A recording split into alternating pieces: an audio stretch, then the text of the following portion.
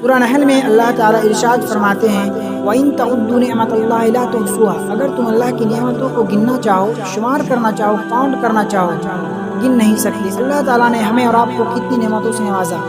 اللہ تعالیٰ نے ہمیں اور آپ کو 2 ہاتھ دیے، 2 پاؤں دیے، 2 آنکھیں دی، 2 کان دیے، جسم و جاں دیے، دل اور دماغ دیے۔ اگر وہ نہ ہوتا تو لوگ پاگل کہتے، مگر ہم نے ان کا استعمال کیسے کیا، اچھا کیا یا برا کیا؟ اللہ کی طرف سے جو تحفے ہمیں ملے ہیں آپ سمجھ لیجیے فری میں ہیں۔ آنکھ کی قیمت ان سے پوچھے جس کے پاس آنکھیں نہیں ہیں، جو دنیا کو دیکھ نہیں سکتے۔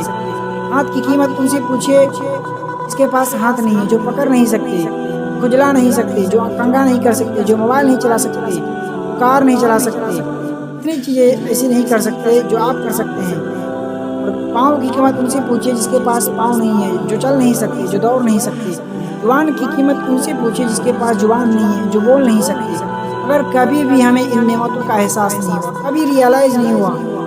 سورہ رحمان میں اللہ تعالیٰ ارشاد فرماتے ہیں فَبِأَيِّ آلَاءِ رَبِّكُمَا تُكَذِّبَانِ، تم اپنے رب کی کن کن نعمتوں کو جھٹلاؤ گے۔